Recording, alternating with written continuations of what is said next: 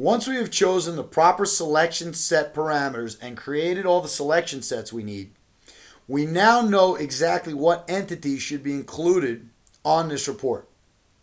Now what we need to do is choose what properties of those entities we would like to have included in this particular report. So what we're going to do is go into the Sketch tab. The Sketch tab is where we lay out the entire report. Now before you come into the Sketch tab, it is highly recommended to have laid out on paper or Excel someplace exactly what you'd like this report to look like, how you would like items grouped, and we're going to go over the technique of grouping, and how many rows and columns we need to meet all of the parameters we'd like to show in the report. For example, what we've done here is we've got a snapshot of what we'd like this report to look like. I always recommend designing this on paper or on your computer or somewhere so you know exactly how many headers you need and how many rows and columns. Here you can see we're going to design a report to have a document header called MetaLab Purchased Round. And then we're going to have a selection set header called Conicals.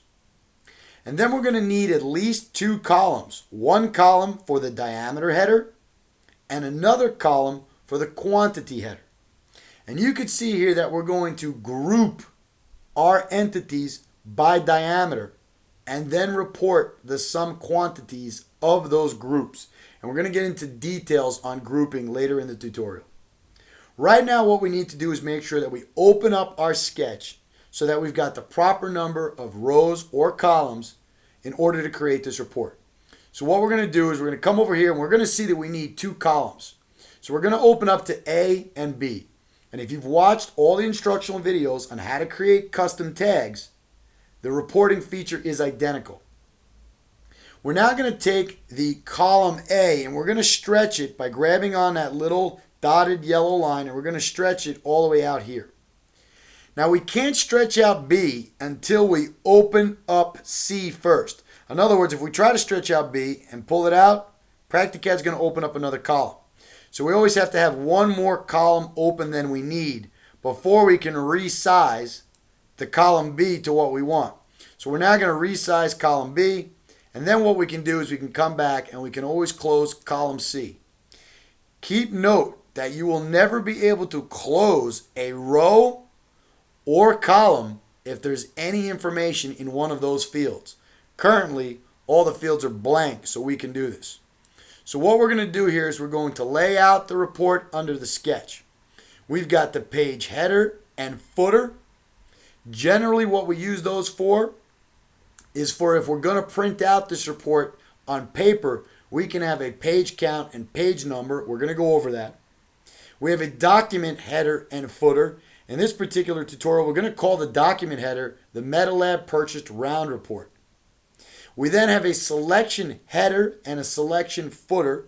Here we're going to use the selection header to say Conicals, as you can see here on our sample.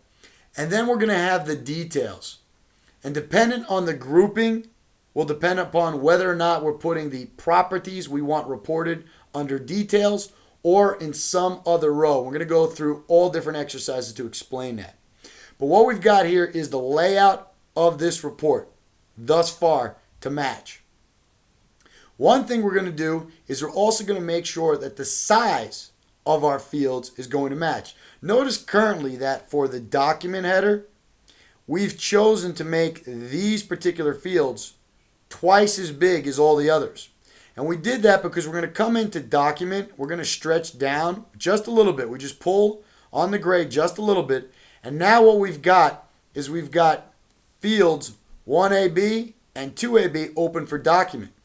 And we can combine these fields by simply, just like we do with custom tags, stretching these fields open, and then we can also pull them down here.